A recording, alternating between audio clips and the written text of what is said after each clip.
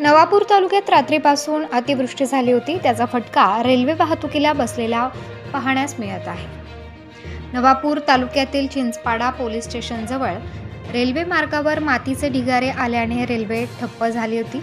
तर दुसरीकडे कोळदा railway station जवळ रेल्वे मार्गावर मोठ्या प्रमाणात पाणी आल्याने गेल्या 8 तासापासून सुरत भुसावळ रेल्वे मार्गावरील रेल्वे वाहतूक ठप्प होती.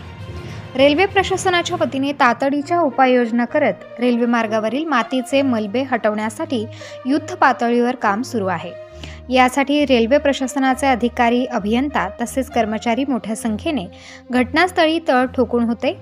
मलबा हटवण्याचे काम झाल्यानंतर रेल्वे वाहतूक हळूहळू सुरळीत झाली आहे. नंदुरबारसह इतर रेल्वे स्थानकांवर थांबून असलेल्या एक्सप्रेस गाड्या 8 तासांनंतर मार्गस्थ झाल्या आहेत. प्रतिनिधी रईस शेख, विसरवाडी.